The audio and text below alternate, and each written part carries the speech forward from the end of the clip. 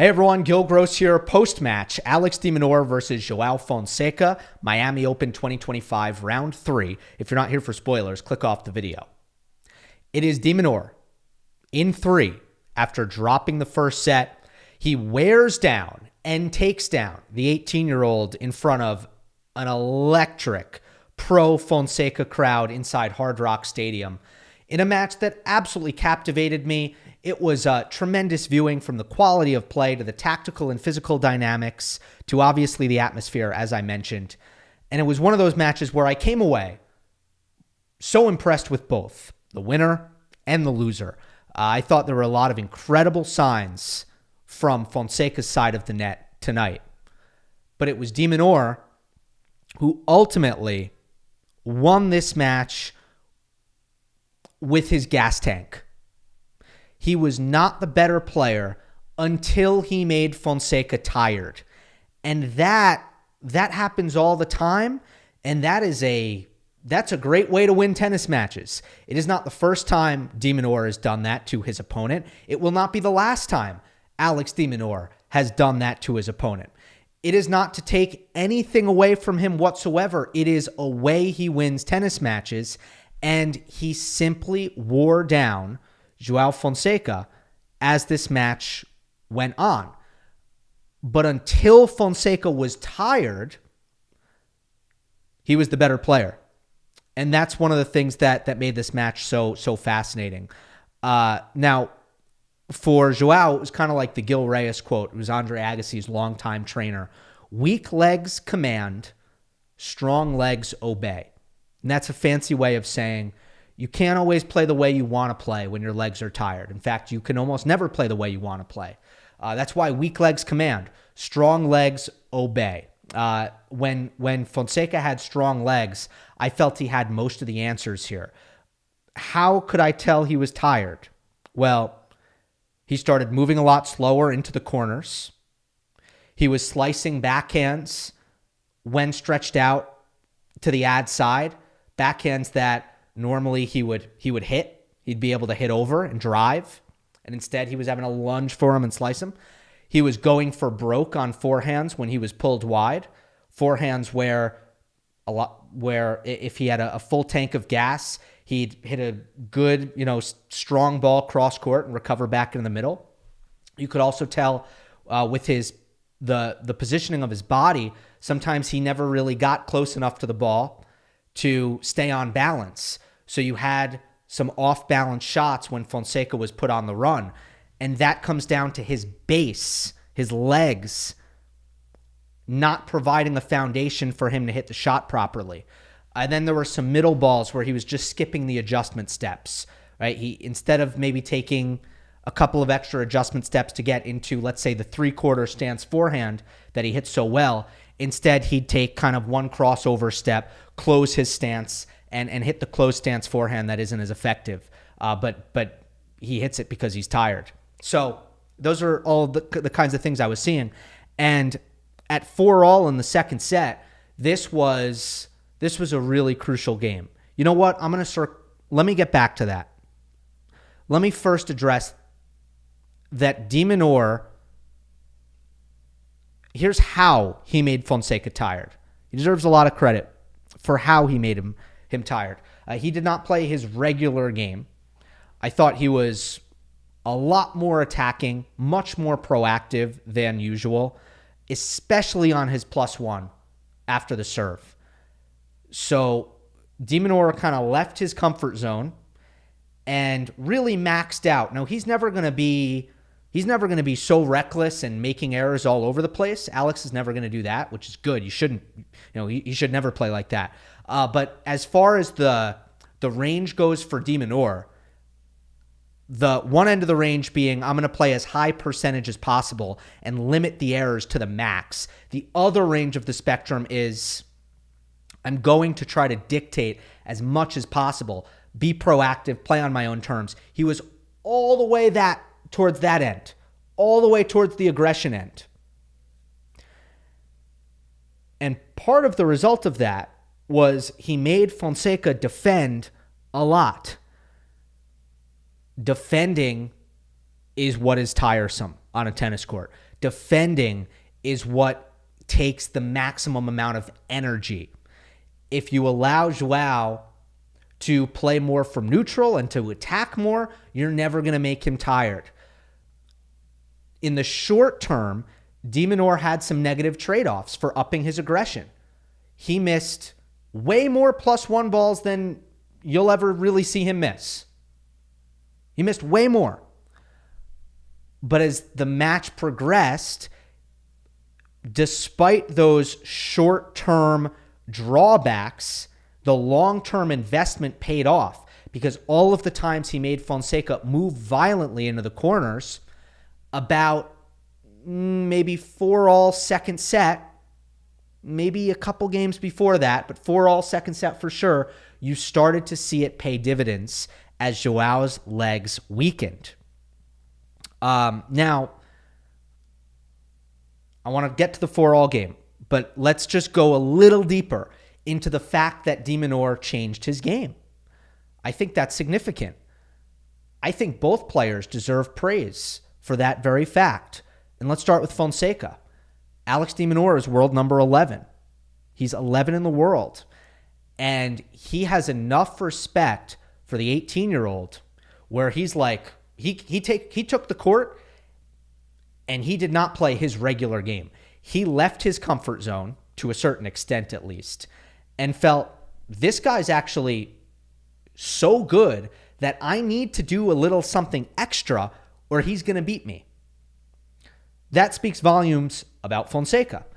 Now, on the other side of things, you praise Alex for that.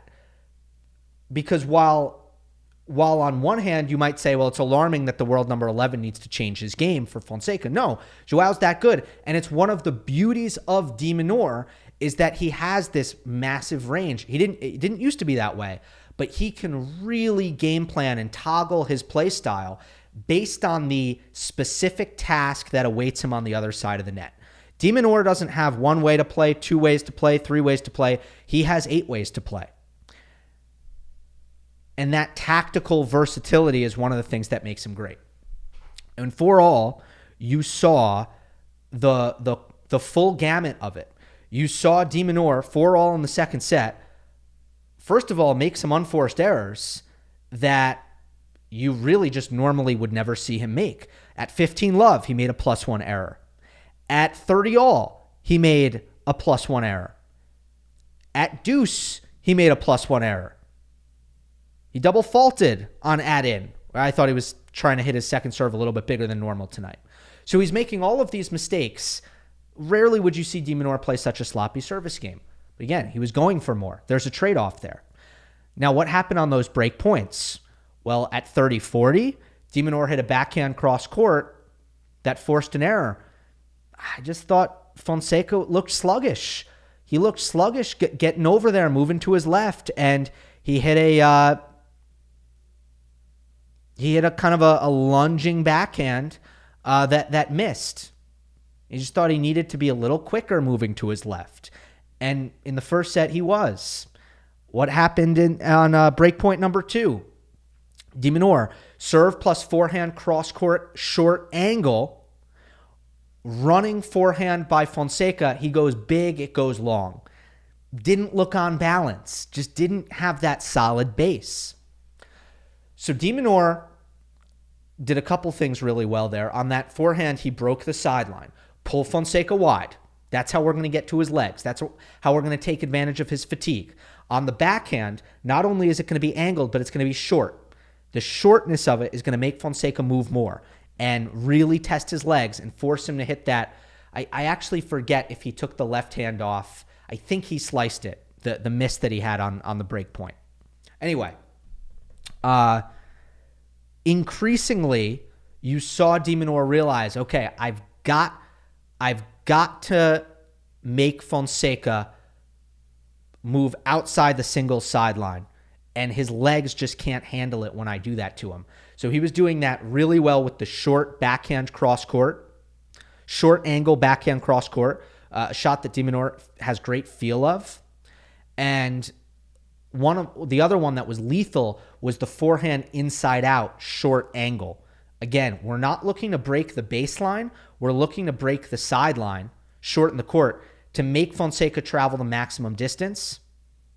And he wasn't covering it all that well. He was slicing a ton of backhands from defensive positions, not really getting his feet there. So, that 4-all game was massive. Obviously, Fonseca was a couple points away, or 1 point away on multiple occasions from earning a chance to serve out this match, but it never came to fruition. And then in the third set, I thought Alex could really start to lean on the things that he normally does. He could go back into his comfort zone because at this point, he knew Fonseca was too tired to stay consistent. And then it was the court coverage of De Minaur, the shock absorption skills. I want to mention that at 5-6 love all in the first set. Sorry, in the second set. Well, 5-6 love all. De Minaur hit a forehand +1 inside out that nobody would really get back. And De Minaur, just the shock absorption skills on that backhand, spectacular. He anticipated it, he got there, and he blunted all the force for a beautiful low passing shot down the middle. And then he had a much easier look at the forehand pass that he went down the line, which set the tone for the game that he ultimately broke to win the second set. So we saw these defensive moments from Alex. We saw the constant changing of direction combined with the low height of bounce. That's exhausting. De Minaur doesn't have a lot of topspin. You're constantly having to go low, get down low when you're rallying with De Minaur. That takes it out of the legs. He's constantly redirecting. That's making you run more. You can't sit in that cross court. No, he's making you move. The consistency, the focus, the volume of returns that he puts back in play. All of this is exhausting.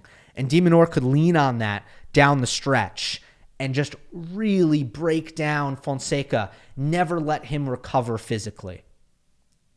Despite the fact that De Minaur played a kind of a loose service game to start the third, which was really surprising, but he quickly recovered. That's why he won the match. Now, I'll end with a couple of things for Joao. Obviously, the first round win over Lerner Tien was outstanding, and Tien presents a lot of similar problems that De Minaur does as a player. In order to beat Lerner, you have to be willing to play long rallies. You have to stay consistent. He's very good at remaining unattackable. He's very good at making things physical. And Fonseca passed that test. De Minaur, I think, is just a supercharged version of all of those attributes right now at this point in time. And then the Humbert match, it's the best I've ever seen Fonseca play. He blew him off the court. Humbert couldn't handle the pace. Hugo's a guy who loves to redirect a lot. He didn't have a chance to redirect. The ball was coming in just too hot consistently. And the level of ball striking was unplayable from Joao there. So obviously he gets to this point, and coming off of the Phoenix title as well, there is always, I think, going to be an expiration on this Miami Open physically for Joao. But even in glimpses against De Minaur, I thought there were so many things that are worthy of praise. One, the consistency until the legs got tired was very, very good. Huge second serving in the first set. I continue to think the most underrated part of Fonseca's game is his second serve. Slice backhand was key for Fonseca. De Minaur was hoping that he could make Fonseca uncomfortable by using his backhand slice. And Joao very quickly was like, no, I can re-slice. I can just slice back. You're not going to bother me with the low ball off that slice, because I'll just slice down the line into your forehand and get the rally back on my terms. That was really good to see for Fonseca, because sometimes young players come in and they haven't developed that shot. I also really liked how many passing shots Fonseca hit right up the middle. I think that's a good play for Fonseca, sometimes just to rely on his pure pace, go right at the volleyer's chest, and it's very hard to finish that volley or know what to do with that volley, because you can't really hit that singles default volley short angle. If you try to go for the sidelines and the player is able to cut it off, it opens up that drop volley, which is the best way to finish a volley in singles. But when Fonseca's jamming the ball right at you, you just can't execute that volley. So you have to volley deep on the next one, and then Joao gets a good look at the pass. And lastly, the physical thing. As I said on Monday Match Analysis last week, that's going to get better. Like, that is right now Fonseca's biggest weakness. It's gotten a lot better already, but it will continue to get better. It's just not there quite yet. And the fact that he is able to play as well as he has with, suboptimal leg strength on tour is really, really impressive, because that's just going to continue to get better as he develops and gets older. And basically what he needs to do is log more hours in the gym and on the court. And it's going to fix it. It's going to get there with hard work and dedication that we know he's going to put in. So this whole fatigue thing and the physical thing, there's no reason at this point in time to think that long term it's going to be an issue in his career. It's just a matter of him being 18 right now. Hope you enjoyed. Don't forget to subscribe. I'll see you next time.